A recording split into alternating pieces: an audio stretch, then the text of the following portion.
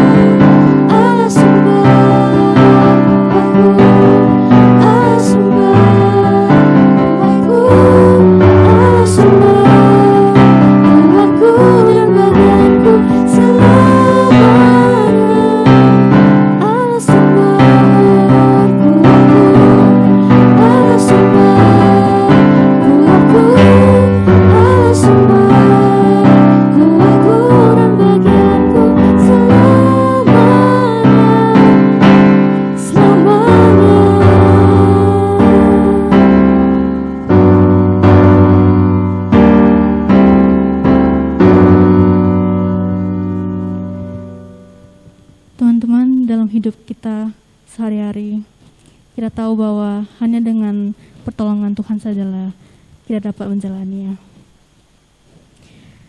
Tuhan selalu menyertai kita dan selalu mengasihi kita, tak peduli apapun masa lalu dan apapun kesalahan yang telah kita lakukan. Mari bersama kita angkat satu lagu pujian, Sampai Akhir Hidupku.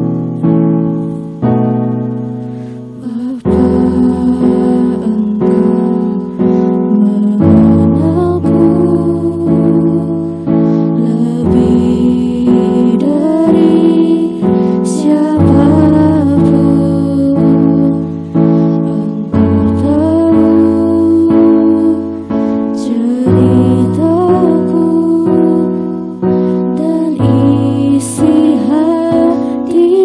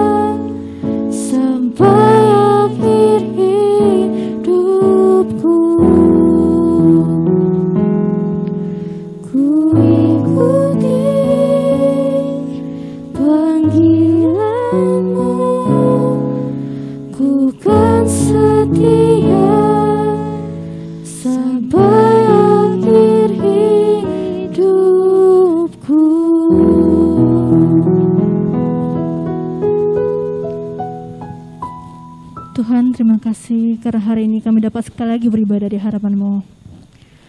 Tuhan, sebentar lagi kami akan mendengarkan firman-Mu. Kiranya Engkau memberkati dari hati kami supaya dapat mendengarkan dan juga melakukan firman-Mu dalam hidup kami sehari-hari. Berkatilah juga hamba yang akan menyampaikannya.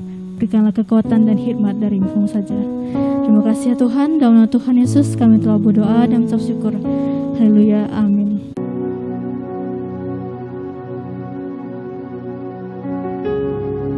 Selamat pagi teman-teman.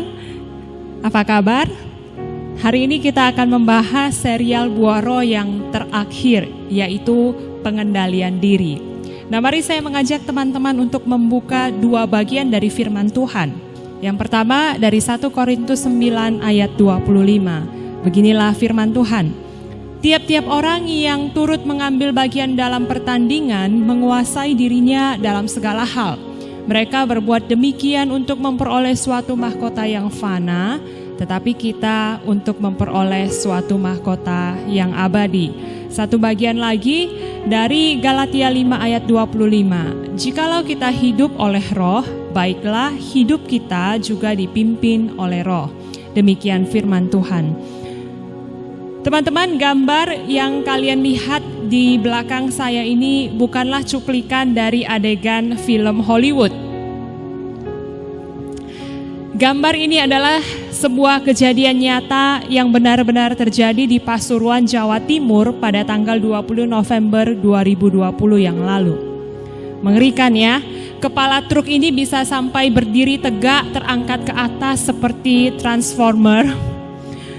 Disinyalir hal ini terjadi karena truk ini mengalami rem blong sehingga kecelakaan tidak terhindarkan. Ketika supir truk mengetahui bahwa remnya tidak berfungsi, maka dia tidak bisa mengendalikan truk yang besar itu. Truk itu kemudian menabrak sebuah mobil R3 yang ada di depannya dan mobil itu mengalami kerusakan yang parah. Tapi untungnya supir truk masih sigap. Di tengah rem yang tidak berfungsi itu dia berusaha mengendalikan truk itu dengan cara banting setir ke arah kanan. Tapi hal yang tidak terduga malah terjadi. Waktu truk itu dia hajar untuk banting setir ke arah kanan, tiba-tiba truk itu berbalik berdiri dalam posisi tegak ke arah kiri. Nah, ini hukum fisika ya teman-teman. Apa hukumnya nanti kamu coba buka lagi buku fisika kamu ya. Waktu dia lempar ke kanan, maka ada gaya yang melawannya dan truk itu jadi tegak terangkat ke atas seperti gambar ini. Teman-teman bisa bayangkan ya, sebuah benda yang kecil yang bernama rem itu yang kelihatannya sepele, tetapi ketika tidak berfungsi punya peran yang besar untuk menimbulkan kecelakaan. Rem yang kecil yang kelihatan sepele itu ternyata punya fungsi yang sangat besar untuk mengendalikan truk raksasa.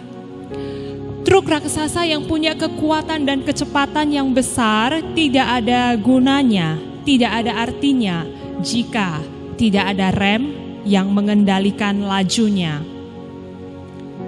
Terbukti kan ketika rem itu tidak berfungsi, terjadi satu kecelakaan seperti ini. Masih untung ya, supir truk itu berusaha mengendalikan truk yang remnya sudah tidak berfungsi. Kalau supir truk itu tidak banting setir ke kanan, tidak bisa dibayangkan akan ada berapa banyak lagi kendaraan yang menjadi korban, atau akan ada berapa banyak jiwa yang menjadi korban dalam kecelakaan itu.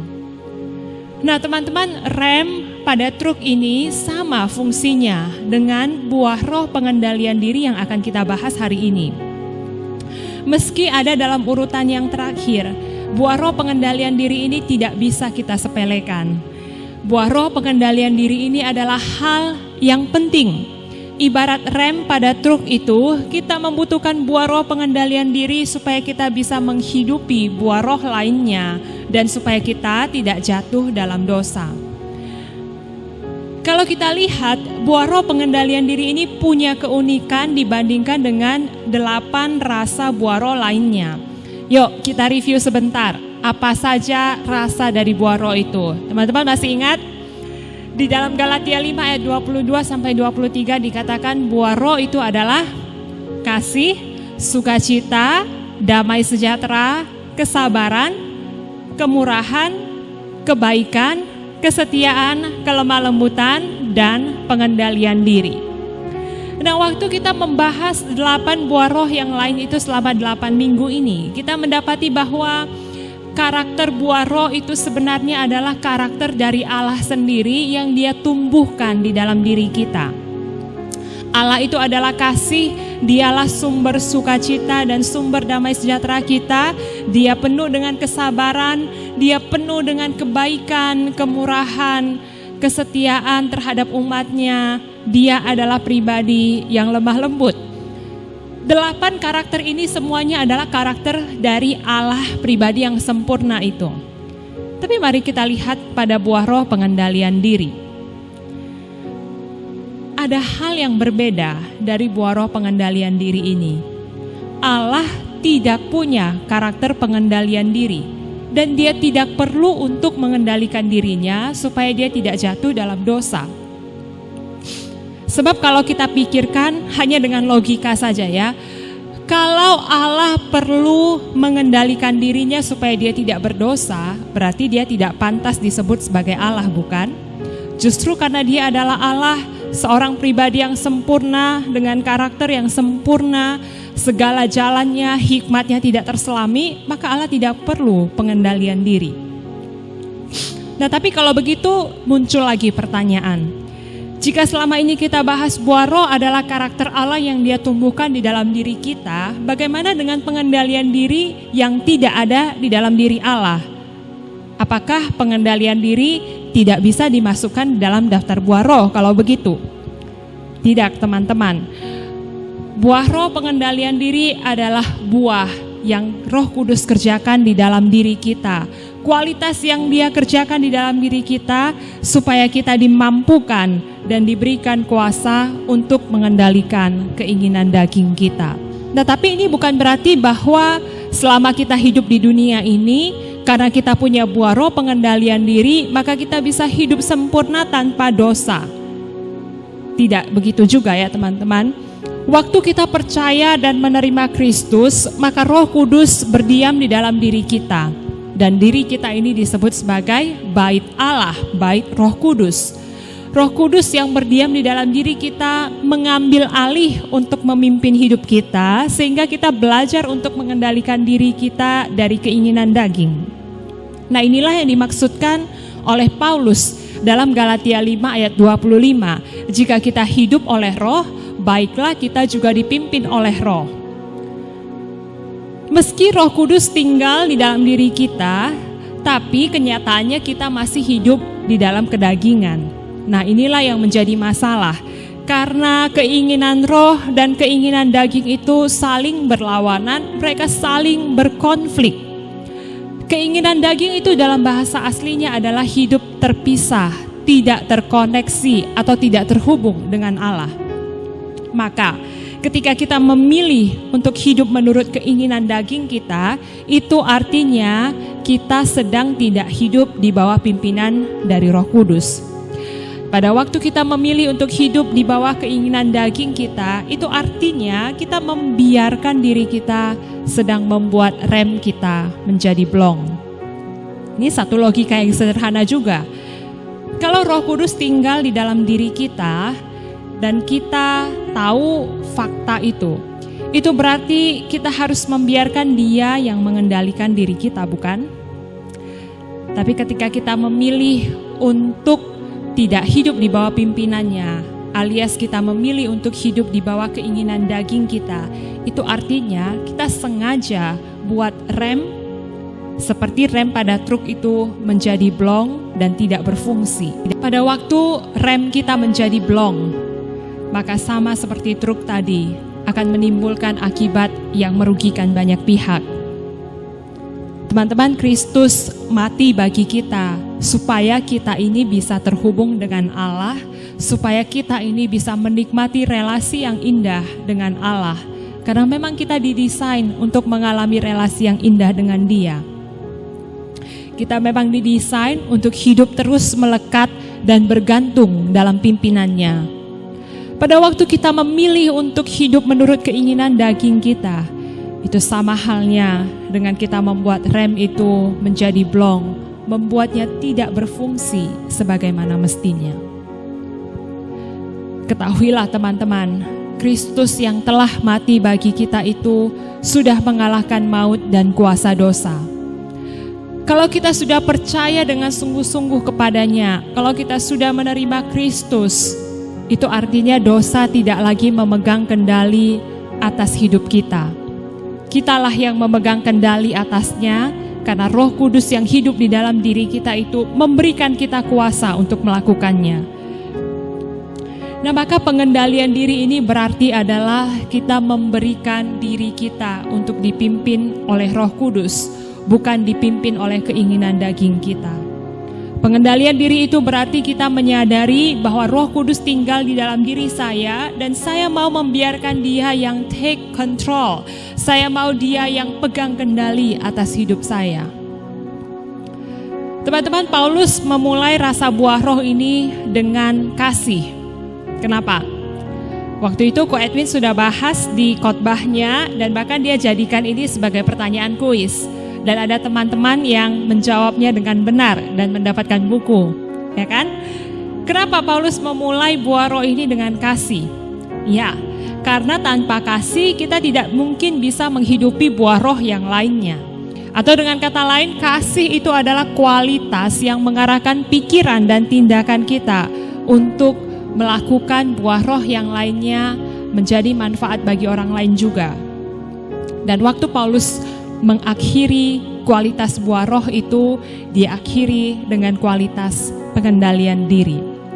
Pengendalian diri ini adalah karakter, kualitas yang mengarahkan kita, mengarahkan pikiran dan tindakan kita untuk melakukan tindakan ke dalam, yang pada akhirnya akan memberikan manfaat juga bagi orang lain. Teman-teman lihat, kalau kasih itu mengarahkan kita untuk menghidupi buah roh lainnya dan melakukan tindakan keluar, sedangkan pengendalian diri ini adalah satu kualitas yang mengarahkan pikiran dan tindakan kita untuk melakukan tindakan bagi kebaikan diri kita sendiri yang pada akhirnya akan juga memberikan manfaat bagi orang lain. Nah, teman-teman lihat ada sebuah lingkaran utuh dari buah roh ini. Jika kita tidak bisa mengendalikan diri terhadap ego kita, maka kita akan menjadi orang yang sombong. Jika kita tidak bisa mengendalikan diri kita terhadap keinginan mata dan materi, maka kita akan jatuh pada dosa serakah. Jika kita tidak bisa mengendalikan diri kita terhadap keinginan seksual, maka kita akan jatuh pada dosa hawa nafsu. Jika kita tidak bisa mengendalikan diri kita dalam attitude kita terhadap kesuksesan ataupun keberhasilan orang lain, maka kita akan jatuh pada dosa iri hati. Jika kita tidak bisa mengendalikan emosi kita, maka kita akan jatuh pada dosa kemarahan. Jika kita tidak bisa mengendalikan diri kita terhadap nafsu makan, maka kita akan jatuh dalam dosa kerakusan.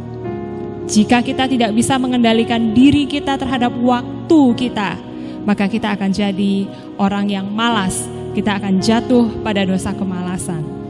Teman-teman lihat, daftar yang baru saja saya sebutkan ini adalah daftar 7 dosa maut yang sudah kita bahas minggu-minggu yang lalu. Teman-teman lihat ada satu gambaran utuh dari buah roh pengendalian diri ini. Waktu kita sudah lihat gambaran utuh ini, maka kita mengerti bahwa tidak ada cara lain untuk mengendalikan diri kita terhadap keinginan daging selain dengan hidup oleh roh. Paulus dalam Galatia 5 ayat 16 berkata, maksudku ialah hiduplah oleh roh, maka kamu tidak akan menuruti keinginan daging. Lagi-lagi ini juga adalah satu logika yang sederhana. Kalau kita tahu di dalam diri kita ada Roh Kudus yang berdiam, tapi kita juga masih hidup di dalam kedagingan, tapi kita tidak lagi dikuasai oleh kedagingan. Dan kalau kita tahu bahwa keinginan roh dan keinginan daging itu saling berlawanan, maka agar kita bisa hidup di bawah kendali roh, kita harus mematikan keinginan daging. Sebaliknya, supaya keinginan daging ini mati, supaya keinginan daging ini tidak lagi berkuasa atas diri saya, maka saya perlu membiarkan diri saya hidup oleh Roh. Hidup oleh Roh itu artinya adalah hidup dipimpin oleh Roh. Sekarang muncul pertanyaan, bagaimana caranya supaya saya bisa hidup dipimpin oleh Roh? Caranya adalah dengan terus fokus dan mengarahkan pandangan kita pada Kristus yang hidup di dalam saya. Dalam 1 Korintus 9 ayat 25 tadi Paulus katakan, tiap-tiap orang yang turut mengambil bagian dalam pertandingan menguasai dirinya dalam segala hal. Mereka berbuat demikian untuk memperoleh mahkota yang fana, tetapi kita untuk memperoleh mahkota yang abadi. Di sini Paulus menggunakan ilustrasi tentang seseorang yang sedang dalam sebuah pertandingan sesuai dengan konteks pada masa itu. Nah, pada budaya Yunani waktu itu ada sebuah pertandingan olahraga yang terkenal seperti Olympic Games pada masa kita saat ini. Masa itu namanya adalah Isthmian Games. Nah, Isthmian Games ini hampir sama dengan Olympic Games. Ada beberapa cabang olahraga yang dipertandingkan. Bedanya, kalau dalam Olympic Games kita mendapati ada juara 1, juara 2, juara 3 begitu ya. Kalau Isthmian Games yang dipertandingkan, yang dipertaruhkan, yang dicari hanyalah juara 1. Tidak ada juara 2 atau juara 3 dan seterusnya. Tapi orang yang mengikuti games ini bertarung sedemikian rupa, mereka menguasai dirinya sedemikian rupa dalam segala hal supaya mereka bisa menang dan mendapatkan mahkota yang terbuat dari daun. Teman-teman, mereka hanya berjuang mendapatkan mahkota dari daun. Tapi para atlet ini berjuang sekuat tenaga supaya mereka bisa memenangkan pertandingan. Mereka harus menguasai diri mereka dalam banyak hal. Sebelum ikut bertanding, mereka harus mempersiapkan diri dengan mengendalikan diri dari kemalasan. Mungkin itu adalah dengan harus latihan beberapa jam satu hari. Di saat orang lain bisa pergi jalan-jalan ke mall, mereka harus mengendalikan keinginan itu supaya bisa latihan. Mereka juga harus mengendalikan diri dari nafsu makan agar mereka tidak jatuh pada keinginan untuk makan makanan yang tidak sehat. Di saat orang lain bisa makan junk food atau makan apapun yang mereka suka, bisa makan KFC, Burger King, McD, dan lain sebagainya, para atlet ini harus mengendalikan dirinya dari makanan yang tidak sehat. Dia harus menjaga asupan gizinya supaya dia bisa bertanding dengan baik. Di saat orang lain bisa minum boba, orang lain bisa minum minuman bersoda, para atlet ini harus menahan, harus mengendalikan dirinya dari keinginan untuk minum minuman seperti itu. Karena dia harus menjaga staminanya dengan hanya minum air putih. Teman-teman, para atlet ini yang hanya berjuang demi mendapatkan mahkota yang fana itu rela menguasai dirinya dari banyak hal. Mereka rela tidak makan makanan junk food, tidak minum boba, tidak jalan-jalan ke mall ataupun malas-malasan hanya demi dapat mahkota daun yang fana. Gambaran ini menunjukkan kepada kita sebenarnya satu gambaran mengenai perjalanan kita mengikut Tuhan. Setiap kita yang mengikut Tuhan juga sedang berada dalam area pertandingan, seperti yang dikatakan oleh Paulus tadi. Waktu kita berada dalam arena pertandingan itu menuju garis finish, kita pun harus sama seperti atlet itu, yang terus fokus dan mengarahkan pandangan kita ke depan dan menguasai diri kita dalam banyak hal, supaya kita bisa mendapatkan tujuan, mendapatkan mahkota yang kekal itu, mendapatkan mahkota abadi, yaitu keserupaan dengan Kristus. Kalau atlet yang hanya berjuang demi mendapatkan mahkota yang fana saja rela melakukan sampai sedemikian rupa, apalagi harusnya dengan kita. Kita berjuang demi mendapatkan mahkota yang kekal. Teman-teman, jika kita masih diberi kesempatan untuk berada dalam stadion pertandingan perjalanan hidup ini, maka mari kita belajar untuk terus fokus dan mengarahkan pandangan kita hanya kepada Tuhan demi mendapatkan mahkota yang kekal itu. Mari kita belajar untuk menguasai diri kita dalam segala hal, supaya kita tidak jatuh pada keinginan daging. Mari kita minta Roh Kudus menolong kita, memampukan kita, supaya kita bisa hidup dipimpin oleh-Nya. Dan kita boleh berlari pada tujuan yang ditetapkan bagi kita untuk mendapatkan mahkota yang kekal itu, keserupaan dengan Kristus. Kiranya Roh Kudus menolong kita supaya kita bisa hidup terus di dalam pimpinannya. Mari kita tundukkan kepala dan kita berdoa. Terima kasih Tuhan untuk firman yang boleh kami dengar dan kami renungkan. Biarlah Engkau yang menolong, memberkati setiap kami ya Tuhan, agar kami anak-anak-Mu ini boleh terus memberi diri kami hidup dipimpin oleh Roh-Mu yang kudus, dan kami boleh berjuang mendapatkan mahkota yang kekal itu. Berkati setiap kami Tuhan, supaya kami boleh fokus mengarahkan pandangan kami hanya kepada Kristus. Terima kasih Tuhan, dalam nama Tuhan Yesus kami naikkan doa kami.